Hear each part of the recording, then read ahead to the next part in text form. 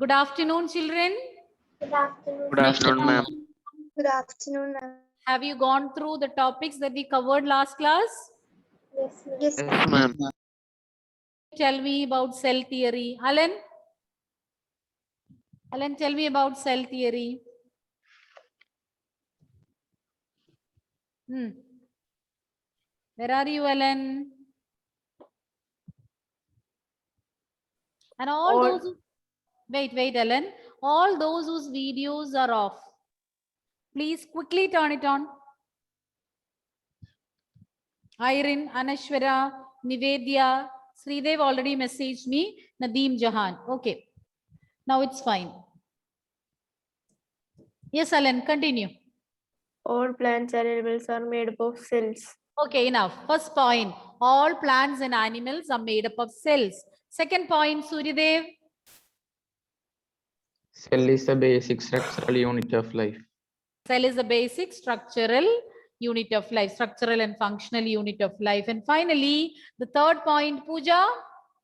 All cells arise from pre-existing cells. Good. All cells arise from pre-existing cells. These are the 3 points that come under cell theory. Let us learn more about cells today.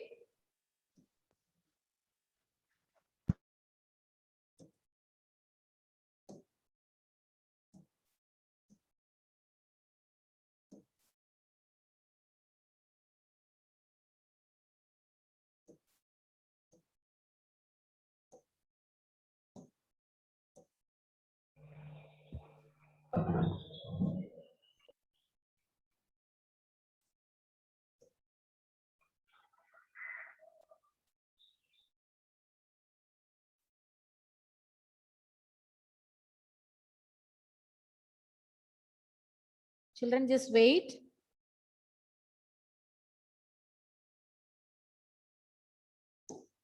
It's taking some time to open the PPT.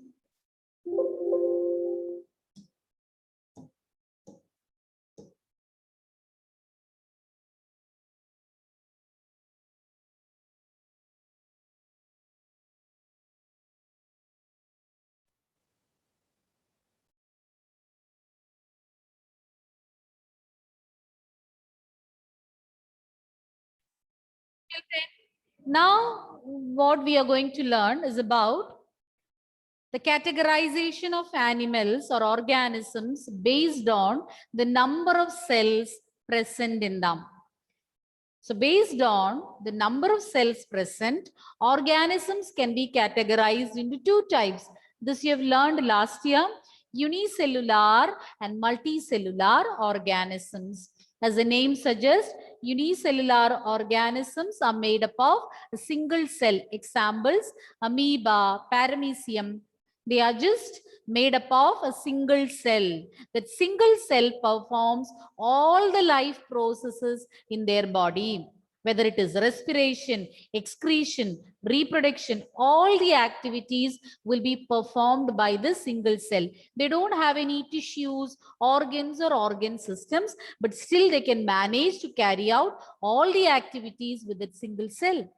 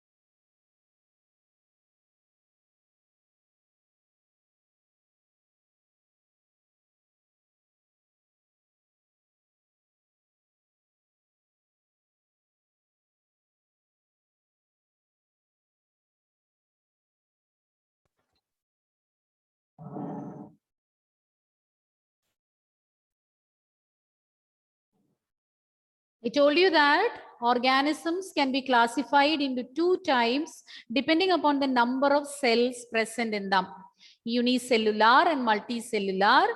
And two examples you can see over here, amoeba and paramecium. Both of them are single cell organisms. Just one cell they have got, and with the single cell they can manage all the activities, whether it is respiration, excretion, nutrition, all that, reproduction, all that will be carried out by the single cell. Organisms which are made up of a single cell are known as unicellular organisms, whereas higher plants and animals, they are made up of two or more cells or many cells. They are made up of many cells. And you know, in higher organisms, cells are grouped into tissues, tissues into organs, organs into organ systems, and these organ systems carry out specific functions in their body.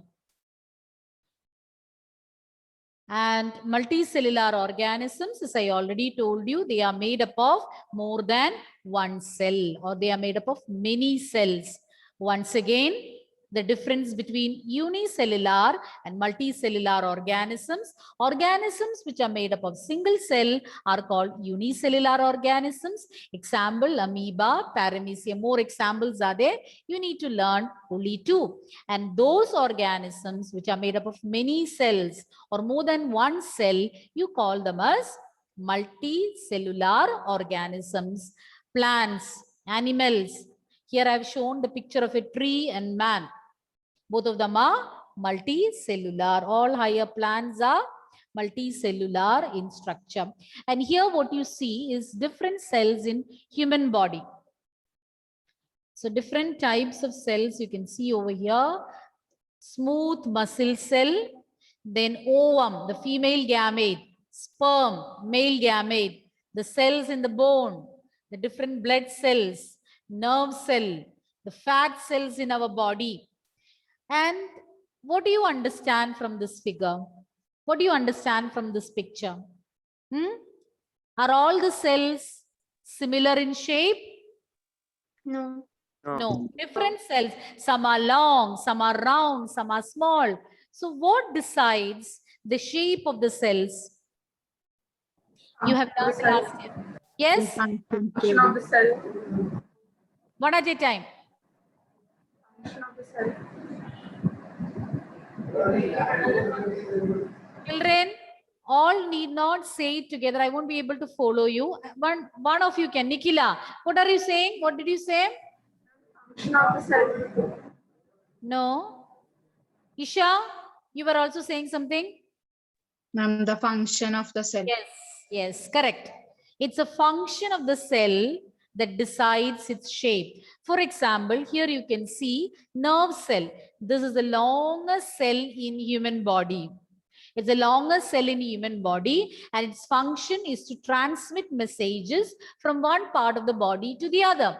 If it was very small, then this function cannot be carried out. Transmission of messages cannot be completed or carried out effectively. So they are long.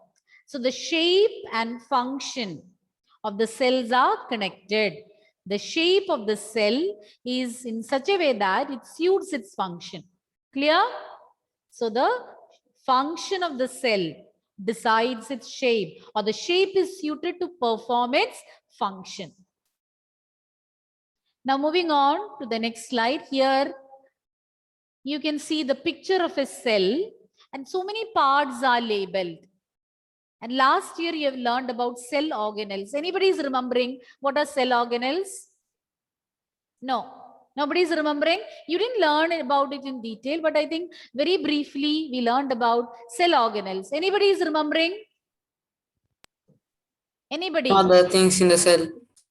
The minute structures present within the cell you call as cell organelles. And some of the examples I think we learned last year: mitochondria, endoplasmic reticulum. One or two examples you had learned. So in this figure you can see so many organelles like endoplasmic reticulum,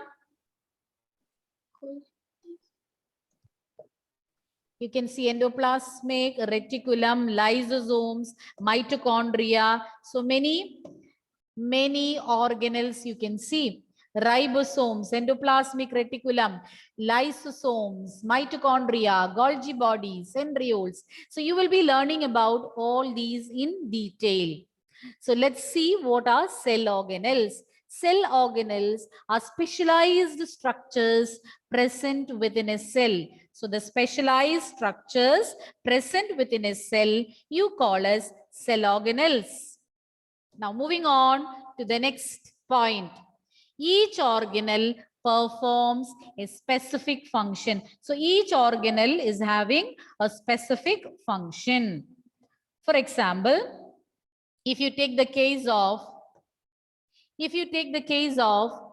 mitochondria, mitochondria will help in releasing energy. So there in the figure you can see I've marked mitochondria. So mitochondrion is singular, mitochondria plural. They are concerned with the release of energy, whereas lysosomes are concerned with waste disposal. Each one is concerned with a particular function. So each organelle performs a specific function.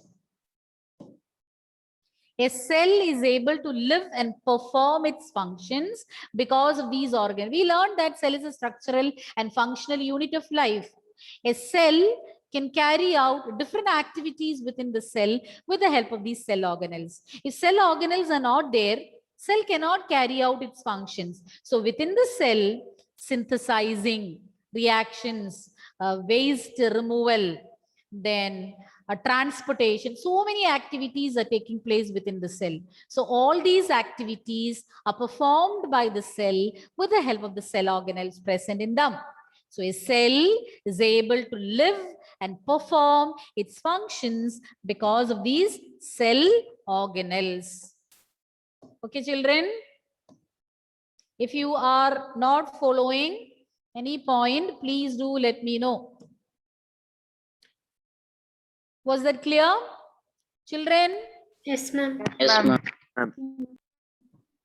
The PowerPoint has got some problem over here. Anyways, so we learned about cell organelles. What are cell organelles, Nandana? What are cell organelles?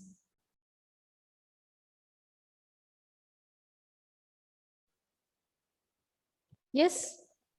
Nandana, unmute. Unmute. Without unmuting, how can I hear you? Unmute.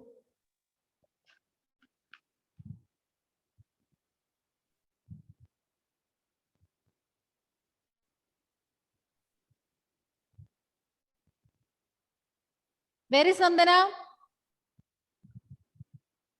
Nandana, where are you? When I ask question, this is the way you respond. Nivedya? Nivedya, Yes, ma'am. tell me, give me the answer. Ma'am, cell organelles are specialized structures within a cell. Good.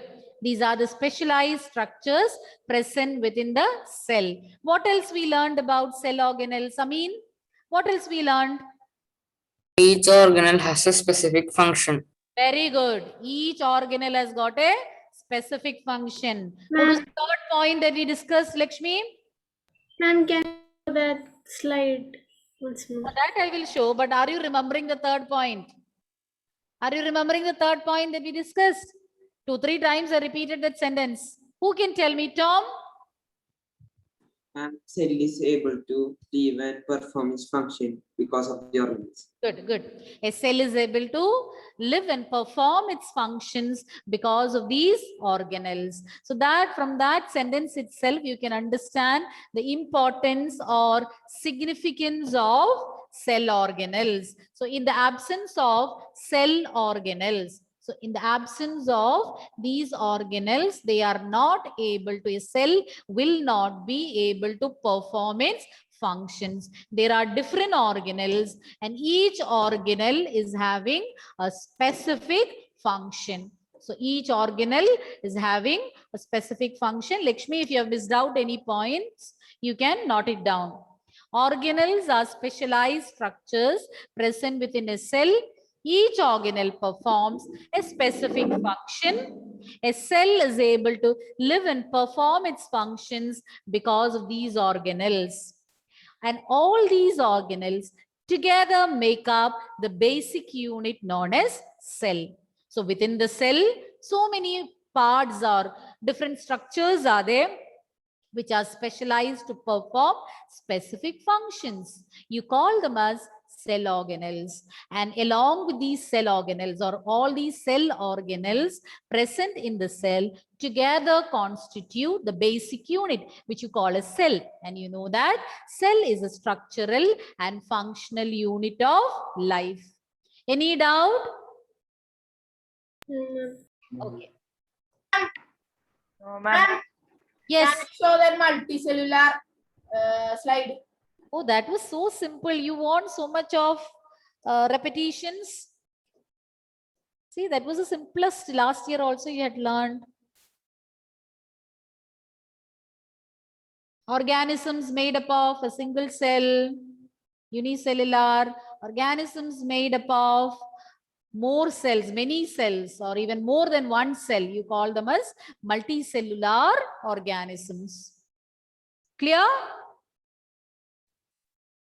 Is that clear, children? Yes, ma'am. Yes, ma'am.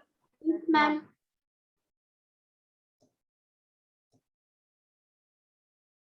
Now, the three main parts of a cell. This also we have already learned. Last year you had learned it. The three main parts of a cell. These are, who will tell me the three main parts? Ma'am. Ma'am. Cell. Which are the three main parts of a cell? Cell membrane, cytoplasm, Cell and membrane, cytoplasm, and nucleus. nucleus. Very good. Cell membrane, another name? Plasma. Plasma membrane. Membrane. Another name for cell membrane is plasma membrane. Okay. So cell membrane, cell membrane or plasma membrane, cytoplasm and nucleus. Is that clear? These are the three main parts of a cell. Plasma membrane or cell membrane, nucleus and cytoplasm. About these you will be learning in detail. Already you have learned last year. So to begin with, plasma membrane. We even call it as cell membrane, not to be confused with cell wall. Cell wall is found only in plant cells, which you had learned last year. We'll be dealing with that later. This figure also, I think you're familiar with. Yes. Yes. And last year we learned a comparison between the gatekeeper of the school and plasma membrane. Why that comparison was made? How many of you are remembering? And I told you plasma membrane is similar to the gatekeeper of a school. Yes, Isha? Ma'am, because cell wall, cell membrane acts as a gatekeeper, and ma'am, Yes, I can hear you. cell membrane acts as a gatekeeper and lets only selectively selected items to get inside the cell. It is also known as selectively permeable. Excellent, excellent. So this is the answer that I wanted. We have learned that plasma membrane will selectively, it will select the materials that can pass through the membrane. All materials cannot move in and out. They will select, this particular membrane will select what should go into the cell and what should come out of the cell. Same way, the gatekeeper of our school, he will not permit anybody to enter or leave the school. So he has to check, he will verify whether this person should go in or whether the person should come out of the school. Because when regular classes are going on, even if you want to cut classes and go home or go out, you can't, because he won't permit you. Clear? And same way, plasma membrane also will select the materials that should move across the cell membrane. Outermost covering of the cell, that is the outermost covering of the cell, and it separates the contents of the cell from its surroundings. So it is because of the cell membrane that it is separated from the other surroundings. Clear? Only because of that boundary wall, it is separated from its surroundings. So it is the outermost covering of the cell. And you should not forget the fact that in plant cells, an additional layer is there outside plasma membrane, which you call a cell wall. Other than that, generally, all plant and animal cells are having this membrane known as plasma membrane, and it forms the outermost covering in animal cells. In plant cells, cell wall is there outside plasma membrane. I think no confusion, no? You've learned it last year. And this membrane will separate the contents of the cell from its surroundings. And it will permit the entry and exit of only selected materials. Only some materials will be permitted to move in and out of the cell, and hence we call it as selectively permeable or semi-permeable membrane. At least now I think you are remembering what you had learned last year. Only Isha responded. I hope others also they might have forgotten. Now I think all are remembering the point that we learned last year. Am I right? Yes, ma'am. Yes. Yes, ma'am. It can be asked, why do you call cell membrane as selectively permeable membrane? So you can say it will permit the entry and exit of only some materials in and out of the cell. All the materials cannot rush in and out. Only certain materials can move across the cell membrane. So you call it as selectively permeable membrane. And you also learned about diffusion last year. Anybody is remembering what is diffusion? Anyone? Nobody is remembering. Diffusion. You didn't learn last year? Yes, ma'am. What did you learn? Who said yes? Ma'am, about amoeba, Yes. it becomes two cell. It becomes? Two cells. Oh, not that. That is fission. Binary fission. No, I think diffusion you haven't learned. Binary fission. That is what Lakshmi said. Amoeba dividing into two. Now diffusion. Diffusion you haven't learned? Sure? Okay. So let's see what is meant by diffusion. The movement of, listen carefully, the movement of molecules from a region of higher concentration to a region of lower concentration, that you call as diffusion. Movement of molecules. Movement of molecules. From where to where they are moving? From a region of higher concentration to a region of lower concentration. Not to worry, we will learn about diffusion next class. But before I wind up, tell me about plasma membrane. Whatever we learned about plasma membrane, just recollect fast. Adikesh? Ma'am, it's the outermost covering of a cell. Yes, 1 point. That's enough. It's the outermost covering of the cell. Vaishnavi, point number 2. Ma'am, it is selectively permeable membrane. Yes, it is selectively permeable. Why it is selectively permeable, Fadil? Why do you call it a selectively permeable membrane? Because only selectively items will be getting in and out of the cell. Correct. Only some materials will be moving in and out of the cell. Correct. Now, one more point we learned. What is that? It separates. Who can tell me that point? It separates. Yes. It separates the cell from each other and from the surrounding medium. Yes, it separates one cell from another and also from its surrounding medium. So shall we wind up? So if you haven't understood diffusion, it's okay.